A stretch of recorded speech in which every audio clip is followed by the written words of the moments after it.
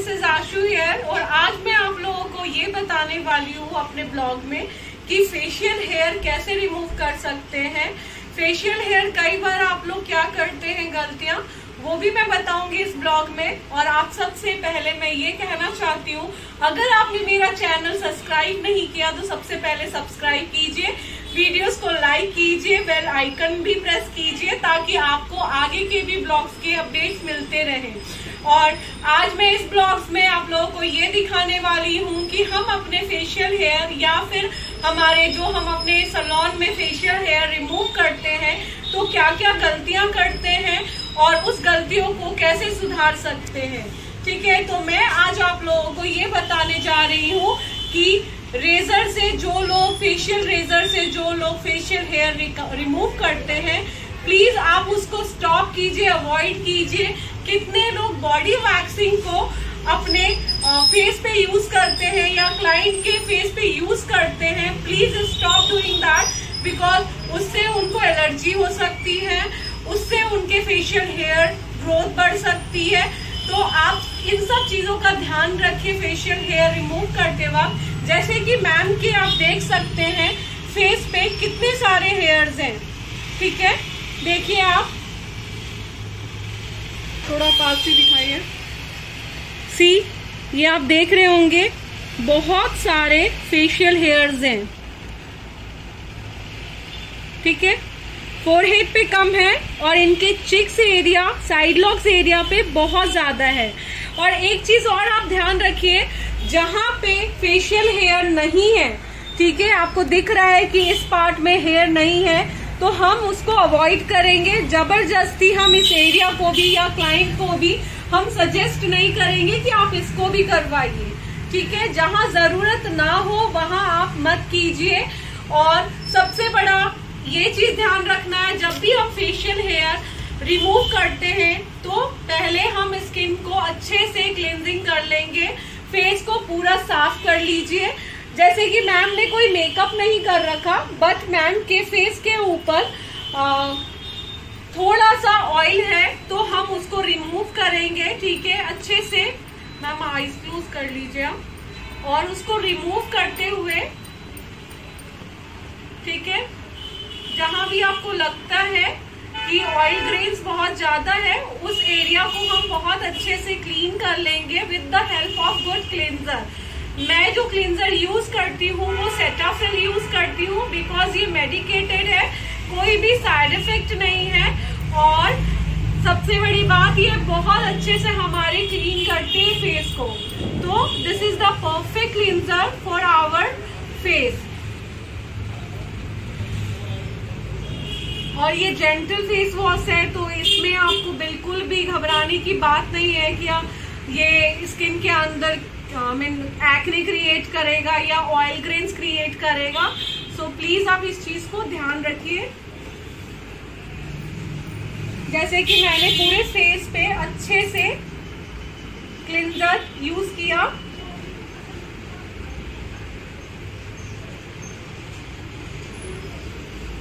Upper lips area भी मैंने clean कर लिया। कई बार क्लाइंट जो है वो लिपस्टिक भी लगा के आते हैं, जैसे मैम लगा के आई हैं, तो ये काफी अच्छा लिपस्टिक है जो आराम से नहीं निकल रहा। उसके लिए हम अच्छे से कॉटन के ऊपर क्लेंजिंग मिल्क लेंगे और फिर हम उसको रिमूव करेंगे।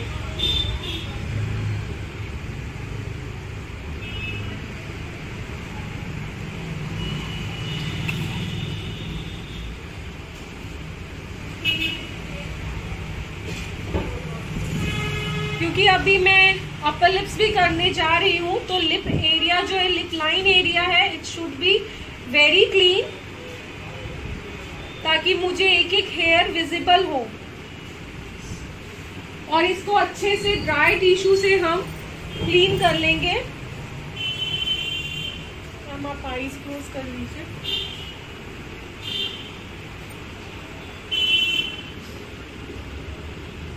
Let it dry.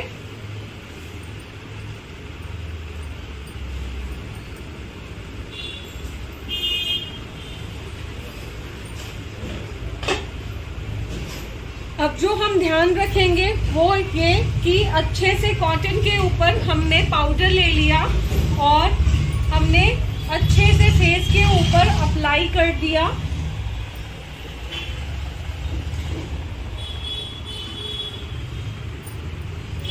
ताकि जो विजिबिलिटी ऑफ हेयर है वो हमें बहुत ही आराम से दिखे।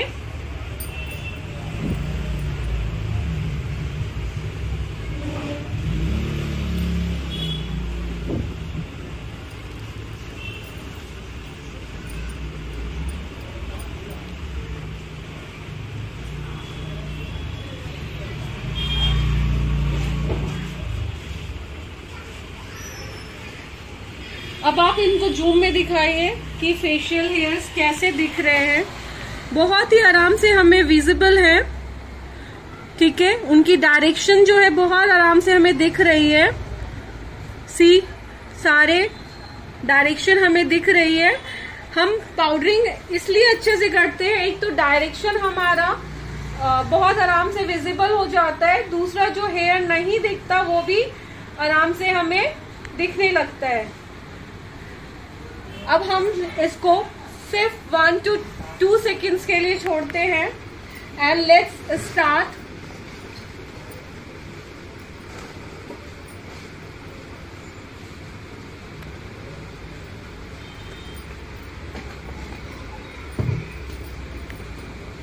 ऐसा हमने वुडन स्पैचुला रखा हुआ है जो आइसक्रीम की स्टिक होती है उस काइंड ऑफ, बिकॉज ये होल्ड करने में बहुत ही इजी होता है एंड हम जब फेस पे इसको लगाते हैं तो बहुत ही इजी एप्लीकेशन होता है। बिकॉज होल्ड करना, लाइक अगर आप वैक्सिंग स्पैचुला लेते हो तो वो आपको क्या करता है, वो एक तो हॉट हो जाता है बिकॉज वो स्टील का होता है, या फिर आप बड़ा वुडन स्पैचुला ले लेते हो तो आप एक स्पैचुला को बार बार यूज नहीं करते, ठीक है।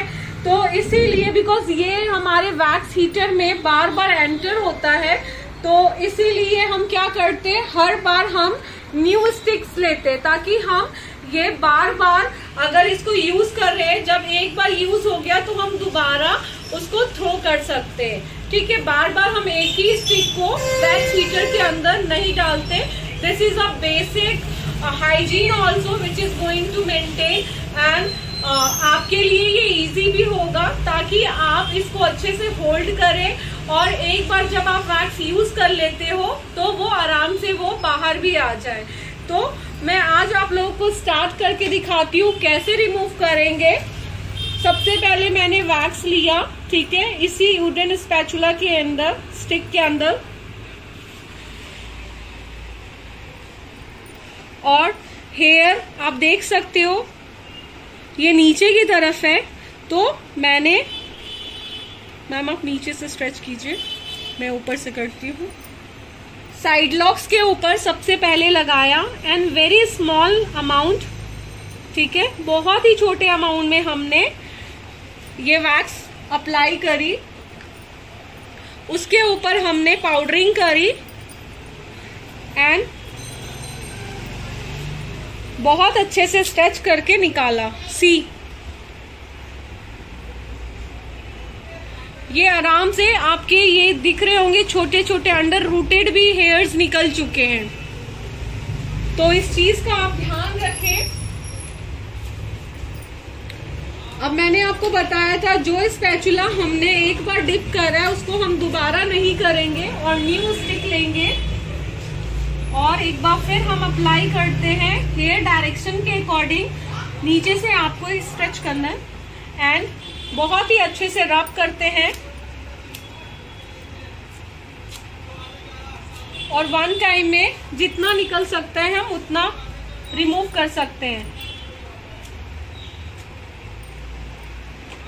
जैसे ही आप वैक्स रिमूव करते हो आपको तुरंत अपना हैंड रखना है वहां पे ताकि जो सेंसेशन, जो दर्द स्टार्ट है वो तुरंत उनको हील कर दे, ठीक है।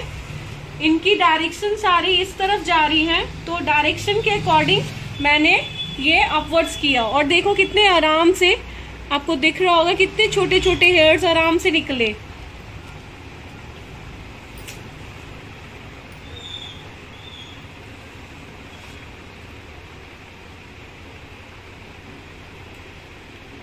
डायरेक्शन का आपको ध्यान रखना है कि किस डायरेक्शन में आपके हेयर है, उसी डायरेक्शन में आपको वैक्स पुल करना है लगा करके, ठीक है।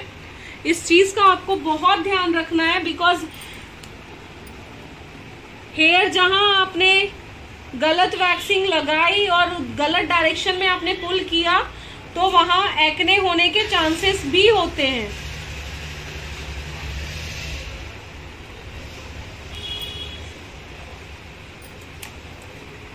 अब हमने एक साइड लॉक्स कर लिया, दूसरे साइड लॉक के ऊपर a quantity of powder apply करेंगे।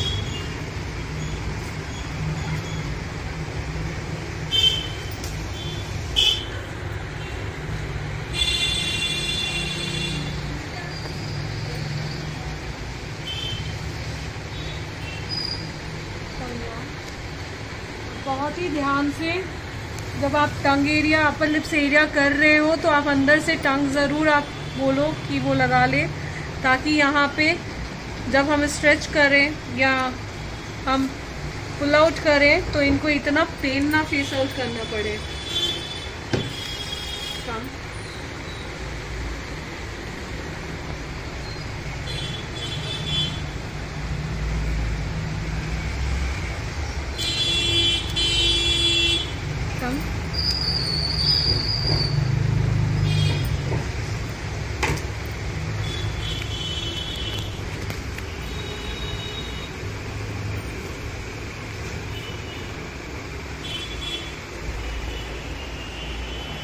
जो अंडर रूटेड हेयर होते हैं वो कई बार रह जाते हैं, उस एरिया पे आप एक बार थ्रेड भी कर सकते हो। जैसे कि इनका पूरा हो चुका है, ये देखो।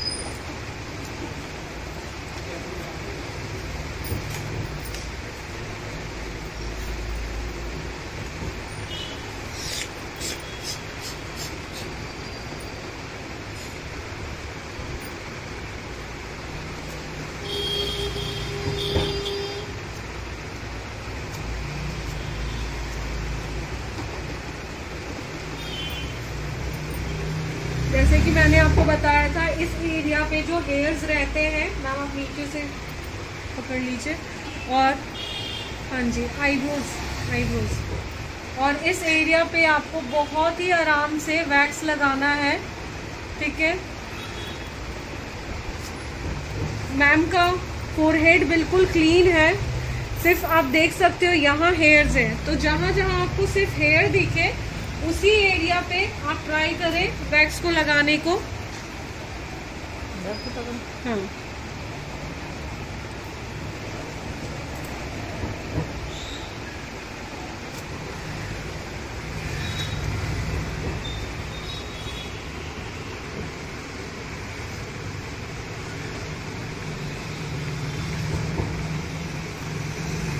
सिर्फ जहाँ जहाँ आपको एरिया पे हेयर दिखे सिर्फ उसी एरिया पे। जैसे कि मेरा वैक्सिंग डन हो चुका है, अब मैं इसके ऊपर would press coconut oil apply करने जा रही हूँ।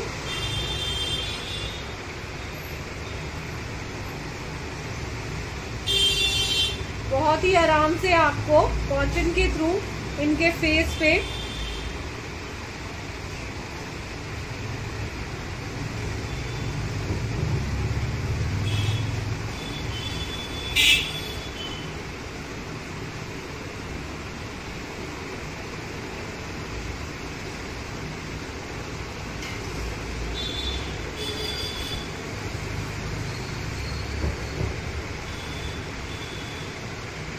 जो आपको रेडनेस दिख रही है, मैम का थोड़ा फेयर कॉम्प्लेक्शन भी है और ये फर्स्ट टाइम ले रही है ये, तो इसलिए थोड़ी देर तक रहेगा, इसलिए मैंने इस पे कोकोनट ऑयल लगाया है, ताकि अगर कोई बर्निंग सेंसेशन है या फिर कोई पेन है तो इससे ये जल्दी से क्योर करेगा।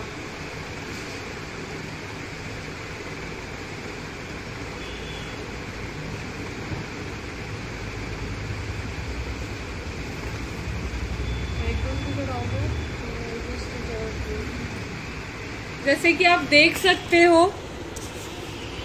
आराम से आपको हल्के हल्के हैंड से मसाज देते हैं और फिर छोड़ देते हैं, ठीक है।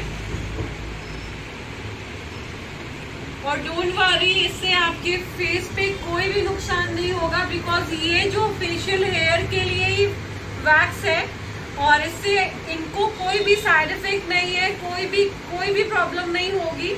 कितने बार लोगों को क्या होता है, बर्निंग सेंसेशन रहती है, बट उसके बाद भी लोग ये प्रॉब्लम्स लेके आते हैं, उनको एक्ने हो गया या उनके फेस जल गई है, वो तब होता है जब एक्सेस अमाउंट ऑफ वैक्स लगाते हैं। तो ध्यान रखिए, जब भी आप फेशियल हेयर रिमूव कर रहे हैं तो फेस को अच्छे से क्लिनजिंग कीजिए, फेस के ऊपर एक अच्छा अमाउंट ऑफ पाउडरिंग कीजिए, और जिस डायरेक्शन में हेयर है उसी डायरेक्शन में वैक्स लगाइए एंड उसके अपवर्ड डायरेक्शन में आप उसको पुल आउट कीजिए, ठीक है। कभी भी आप जिधर तिधर, लोगों को आदत होती बस लिया, चाहे डायरेक्शन इधर हो रही है फिर भी वो वैक्स ऐसे लगा रहे हैं, चाहे डायरेक्शन इधर हो रही है वो पूरा वैक्स इधर लगा रहे हैं, तो इससे स्किन को हार्म होगा, फेस स्किन सैगी हो जाएगी। सैगीनेस इन द मीन्स की फेस जो है वो लूज हो सकता है, फेशियल स्किन।